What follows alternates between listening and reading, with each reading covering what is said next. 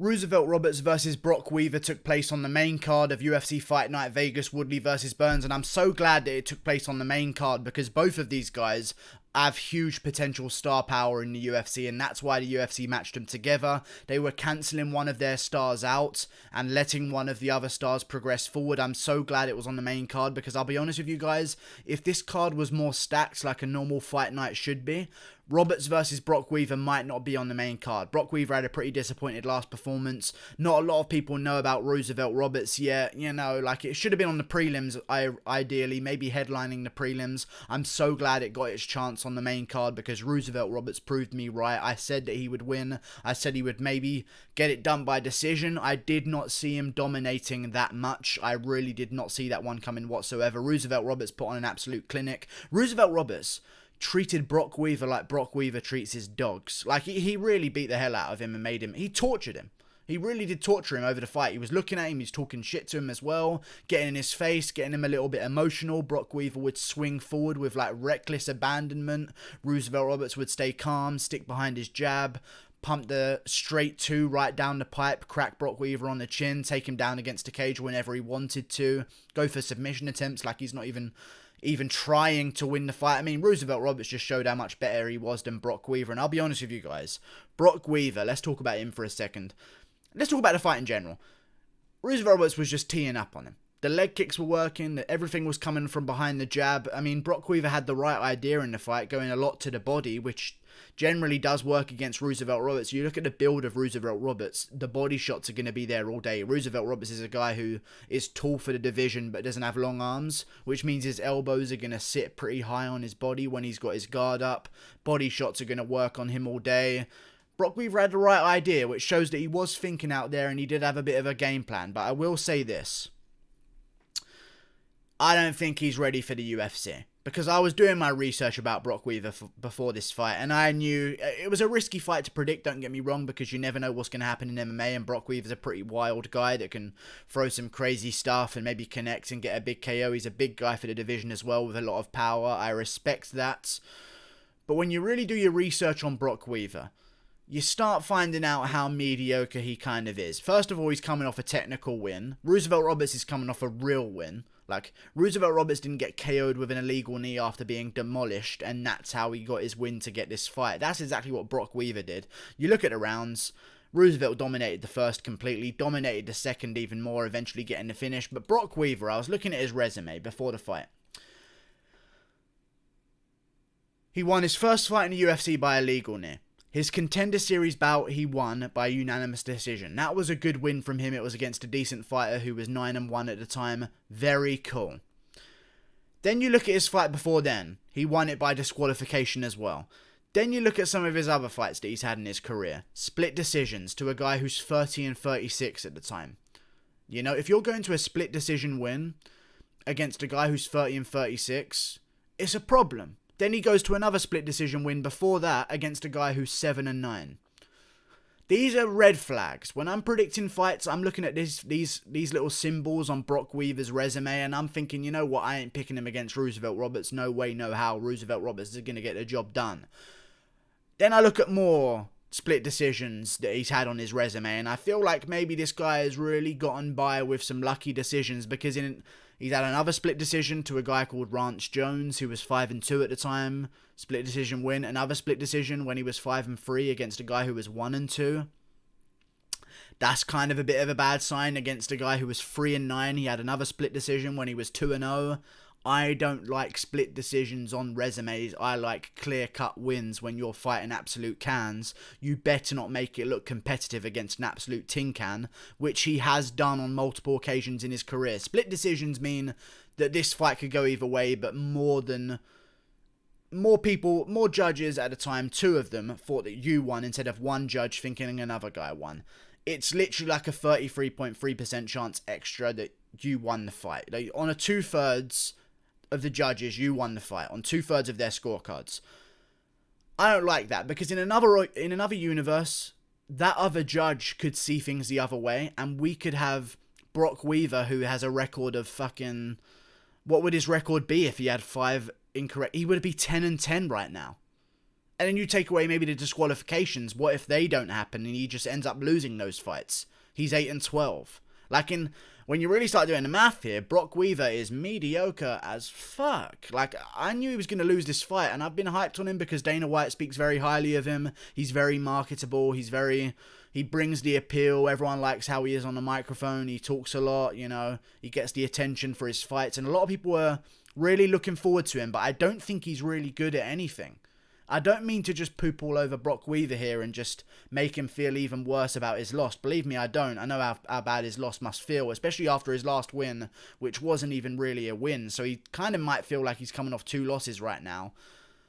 He's not really good at anything. Like, the grappling, there's some real problems. Like, Roosevelt Roberts can smush you like that. The guys at the top of the division like Makhachev and Gregor Gillespie and Hernandez and Drew Dober and Kevin Lee, like, these are C-level UFC lightweights. Like, there's going to be some real problems if he does end up in those divisions. And I'll be honest with you guys, missing weight as well really pisses me off. Especially when you then go on to lose. At least go on and win with a weight advantage. At least do that. It would annoy me even more, don't get me wrong. But at least go on and win. When you're losing and you have a weight advantage over someone, that tells me you're worse than even the loss suggests that you were. Brok Weaver is a guy, even in the stand-up, who just doesn't look good. I don't see potential. I see a tough guy. He really did weather the storm against Roosevelt Roberts. He took some big shots, ate them well, stayed somewhat calm under the fire from Roosevelt Roberts when he was in submission positions. He was escaping a couple of them, but then eventually, you know, that submission is in and there's not really much you can do about it and it's time to tap out. It happens, I understand, but he's tough, he's durable, he clearly wants to win, unlike Woodley. I'm joking, Burns won fair and square. He clearly wants to win, he's just not really good at anything, and he's 28. It's not like he's just got here and he's 23 years of age and he's this young up-and-comer that's a little bit green and doesn't really have all of his T's crossed and his I's dotted, you know what I mean? Like, there's just problems with Brok Weaver. I don't think he's going to be sticking around in the UFC. And in terms of opponents for the pair of these guys, Roosevelt Roberts called out Matt Frevola. I love that fight. Also, Roosevelt Roberts on the microphone afterwards. I do want to say this. I really wanted him to win. When I heard him speak on the microphone afterwards, there was a part of my brain that said, I can't wait for this guy to get KO'd. Like, there's just something about it in MMA. There's something about the way our mind works as fans of the sport, where you can root for someone all you want. There's a secret voice in your brain that tells you you want to see that guy getting KO'd. And that's how I kind of feel about Roosevelt Roberts. I'm pulling for him. I'm rooting for him. I think he's very marketable. He's younger than Brok Weaver as well. I believe he's 26 years of age. Come February, he's 26. So he's still got nearly a full year of being 26. He's going to improve rapidly. He wants the winner of Matt Frevola versus Frank Camacho if it's Matt Frevola. I'm assuming he'll take it if it's Camacho as well. But if it's Matt Frevola, that's the one he really wants. I don't know why he has a beef with Matt Frevola, but I am in. I don't need to know why. There's a call out been made. They're both unranked. I love hype before the rankings. Really do love hype before the rankings. I really enjoy it. Roosevelt Roberts versus Matt Frevola is the fight to make. If Matt Frevola gets past Frank Camacho, if he does win that one, take your time, Roosevelt. You're young. You've got time to develop. Do not then, and he said this in the Octagon interview as well. There was no Octagon interviews. He said this in the backstage interview as well. He had another name that he wanted to call out, but his coach told him not to because it might be a step too far. I don't like that with fighters. That tells me that maybe it was Makhachev, who needs an opponent right now. Roosevelt knows he could get that fight because Makhachev will take a fight versus anyone at this point who's ranked underneath him. That tells me that Roosevelt's going to be looking to jump through these rankings real quick. I don't want him to do that. You'll end up like Rosenstruik getting KO'd by Ngannou for 16k. Like, you build your contract, win some fights, win 5 fights, carry out your 5-fight contracts, renegotiate, then start looking at the top of the rankings, because a lot of guys make the mistake of going too far too quickly, and then there's no room to learn because you're taking on nothing but killers. Take this time, Roosevelt. Take on Matt Frevola if he does get past Camacho, which I think he will do because Matt Frevola's a beast. Take him on. Then look for maybe a Scott Holtzman. Then look for maybe this other guy that's a decent matchup. Like, take your time. But for Brok Weaver, I have no idea what he's going to do. I'm trying to think of lightweights off the top of my head that maybe he could have a chance against.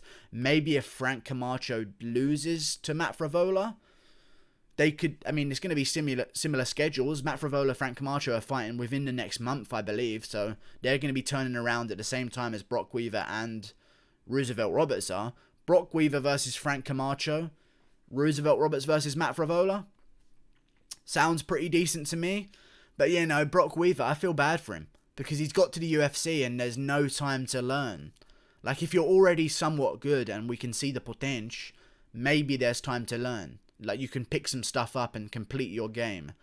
But Brok Weaver seems to have gotten here off the back of some really weird disqualifications, some really weird split decisions against complete tin cans.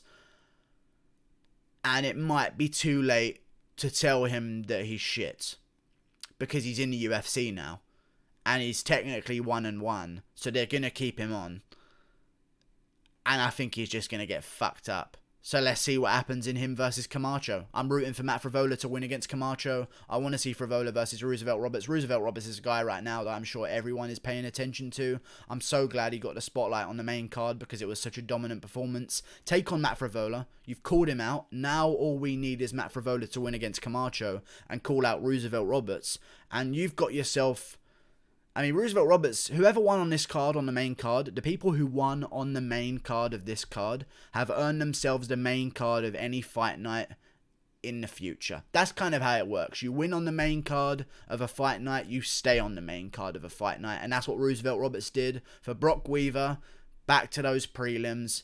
Him versus Camacho if Matt Frevola does get the job done. Sounds good to me. Like and subscribe. Thank you for watching. Roosevelt Roberts looks like a beast.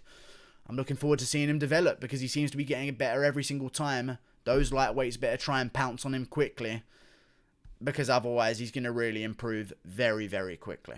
Goodbye. Thank you for watching. Click that button there. I'll see you later. Yeah.